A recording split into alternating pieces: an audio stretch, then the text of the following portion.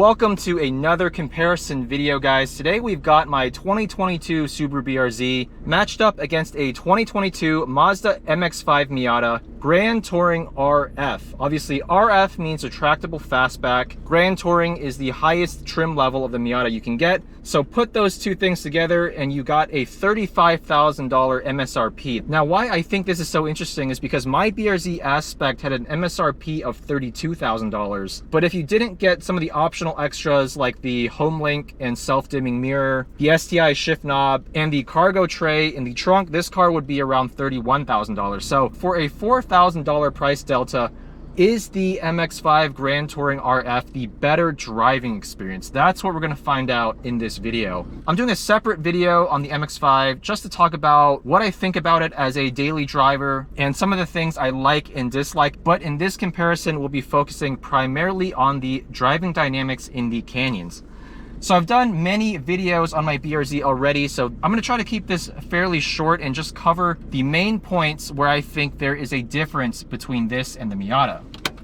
So first things first, I put the car into full traction and stability off. Let's revisit why I love the BRZ's driving dynamics, even in stock form. The only modifications currently on the car: upgraded brake pads, aftermarket oil cooler from Color Fittings, and I have some camber bolts up front that give me around 2.6 degrees of negative camber. But I'm curious to see if that extra negative camber makes the BRZ turn in as well as that Miata bone stock with its double wishbone front suspension. Of course, the BRZ comes with McPherson strut front suspension.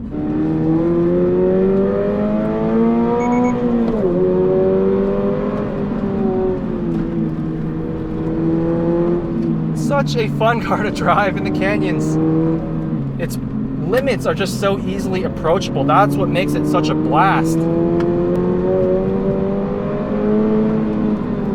And with 228 brake horsepower, but we all know now that it's closer to 240 to 250, this car has good straight line performance. So what do I think about this car in terms of its driving dynamics at around 70 to 80% of its limit? To sum it up, I think all of the driver inputs are good, but not great. The steering is good. It's better than average, but it's nothing special. Same with the shifter. You won't be missing these shifts, but it doesn't give you the same snick feel that you get in that Miata, it has to be said. Now, the topic of throttle response and ECU tuning in the BRZ has been covered quite a bit recently. It is true, after 9,000 miles, I'm still a little bit frustrated with the throttle response, especially at lower RPM. This engine just doesn't seem to give me consistency when I blip that throttle. Even when I'm just upshifting at low speed, there is a little bit of rev hang, which can be a little bit frustrating. But it's not all bad. Again, the car is super easy to drive at the limit on track. It's so progressive in its breakaway characteristics.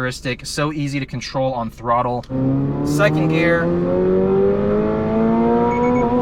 7,400 RPM redline, likes to be revved out, but it still has a good amount of mid-range torque for daily driving.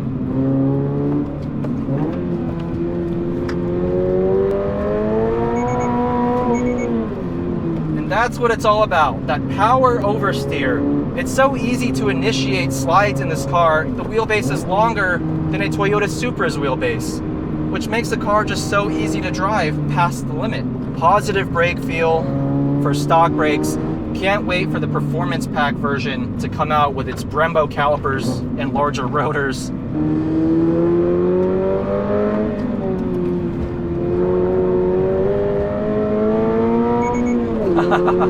Just that little bit of rotation at that rear end when you have a heavy right foot, it's just so fun. The ability to steer a car with nothing but its throttle pedal, that's what excites me about driving a car hard.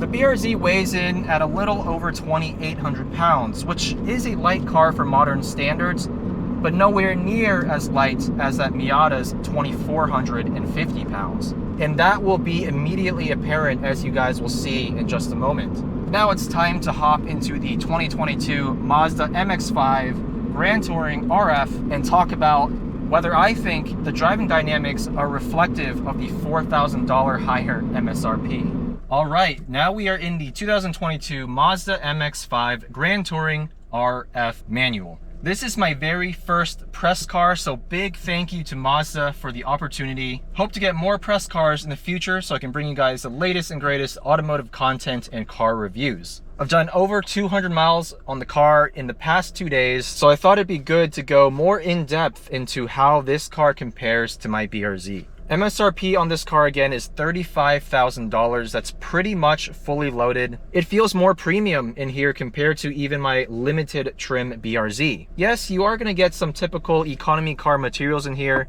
Cheap plastics, soft touch fake leather, and some scratchy materials here. But visually speaking, this is a more premium feeling car than the Subaru. And that pretty much applies to most Subaru versus Mazda comparisons. In terms of driver ergonomics, much more cramped interior. If you're 6 foot or taller, you'll probably need an aftermarket seat solution because with these stock seats, in this model at least, you cannot adjust the height. And so for me, I'm 5'7". I happen to fit in it just about right, but even then I'd rather sit an inch or two lower. I'm going to be driving this car with the top up for better audio quality, but I have spent a significant amount of time with the top down, and I'm happy to report that there's very limited wind buffeting due to this retractable fastback that minimizes the amount of air that actually comes into the cabin while you're cruising. So let's cover a few specs about the car. It weighs right around 2,450 pounds, which again is around 400 pounds lighter than BRZ. It's got the front double wishbone suspension, multi-link rear suspension, and it has the 2-liter inline-4 naturally aspirated Skyactiv G engine, which makes 181 horsepower. 6-speed manual transmission with a Torsen limited slip differential, just like the BRZ. Interesting thing to note about the Grand Touring model is you get the Bilstein dampers, you get the LSD, but you do not get the Brembo brakes that you would get in the club trim. So if you're looking for a car that's trackable out of the box, I would argue the club is probably going to give you more bang for your buck. But I think, as we'll find out here when we start pushing the car, this car doesn't necessarily need the Brembo brakes if you're just doing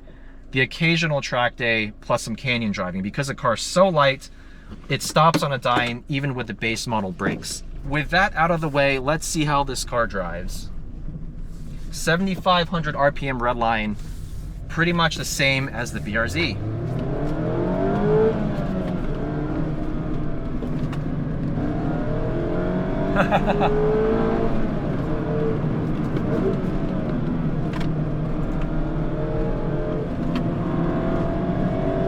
This thing is so nimble, wow.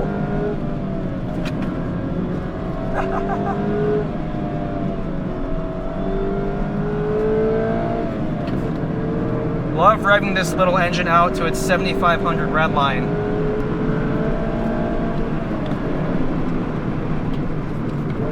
You can carry some serious speed in the corners in this thing.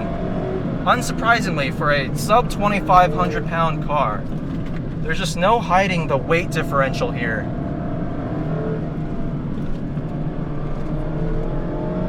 It's so nimble, it puts the power down coming out of corners.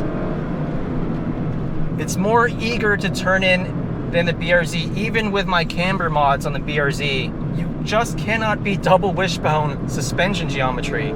You gain dynamic negative camber when you load up those front tires. With the BRZ, it just doesn't do that. In fact, sometimes it feels like it's gaining positive camber. Super easy to heel toe. Amazing throttle response. Far superior throttle response to the BRZ. It feels, honestly, like a cable actuated throttle. Whereas the BRZ, you just get that little bit of unpredictable rev hang at low RPMs. Now out here in the canyons, it's not as much of a problem in the BRZ, but even then, the Miata feels a lot more direct. Same with the steering and the shifter. This steering rack is just a little bit sharper than the BRZ's. Actually, it's significantly sharper.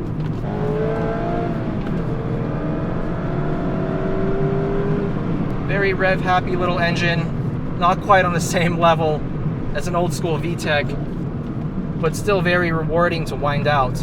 Obviously a lot less mid-range torque than the BRZ's 2.4 liter, but on a canyon road, doesn't really matter. I mean, you're pretty much keeping the RPMs above 4,000 at all times. This shifter, oh my goodness, so good. I would say it's 85% as good as my favorite shifter in the world, which is the S2000 shifter. It's so mechanical feeling. There's so little slop. Oh man, this car is good. It's so good. For this type of driving, I think I might prefer it to the BRZ, mostly because of the inputs. Taking the at the limit driving dynamics out of the equation for a moment, this car has sharper inputs in every way compared to the BRZ. Better steering, far superior shifter, far superior throttle response, better brake feel, I would say, even with these base brakes and stock pads and fluid. The lightness of the car just helps it stop on a dime. But how about the suspension? How does this car feel when you're loading up those outside tires in a corner like this one? This 2022 model has kinetic posture control, or KPC. And what it does is it slightly applies the brakes to the inside rear wheel when you're cornering. It gives that inside rear wheel a little bit more traction than it otherwise would have, and it keeps the car flatter than it otherwise would be. Now, I would need to drive an equivalent Miata without KPC back to back with this one to really be able to comment on the difference between the two. But I'll say that out here, the car still has significant body roll. When you first turn into a corner, the car takes just a split second to respond to your steering input because of that body roll. The suspension is quite soft. Does KPC help? I mean, maybe. I just can't say for sure, because from where I'm sitting, I still feel quite a bit of roll. I'm curious to hear from you all who have driven non-KPC and KPC equipped Miatas back to back, what you feel the difference is. But back to the original topic, how does this Miata compare to the BRZ? I'll sum it up for you guys in a very simple way. If you can live with the Miata's extreme lack of interior space, I think you'll find the Miata to be the more pleasurable and rewarding driving experience at canyon speeds. My opinion on this car might be different if I were to take it out on a racetrack, where I think the at the limit dynamics of the BRZ is one of my favorite qualities of that car. I'm just a little bit worried for this car because its wheelbase is so much shorter. Yes, it'll probably turn in a little bit quicker, especially with its lighter weight and its double wishbone front suspension, but it might be just a tad trickier to control at the limit. That is purely hypothetical from my part. But if we're talking about an everyday, daily drivable sports car, the BRZ is still in a league of its own in the $30,000 to $40,000 price range, in my opinion. It is just so much more usable on a daily basis. Even though the Miata has a nice interior and it's actually quite refined in terms of its suspension and its ride quality, its lack of interior space is gonna be the deal breaker for me. And even though I'm not a huge person, this car is just a little bit too cramped for my liking. Outside of that, I do think, again, that the Miata is a superior driving car at 70 to 80%. So if that is your main priority, you want just a super fun canyon car and you don't need that space, Miata might honestly be worth the extra few $1,000s even for the Grand Touring model. I do really like the interior of this car. It might honestly be worth the price differential over a lower trim Miata if it's your everyday car. But for me, the BRZ just suits my needs that much better. And even though the driver inputs and the weight of the car are not in its favor compared to the Miata, those are trade-offs that I will gladly take any day. Hope you guys enjoyed this video. Again, a big thank you to Mazda for hooking me up with my very first press car. Please subscribe to the channel if you guys have not already. Thanks for watching, and I'll see you in the next one.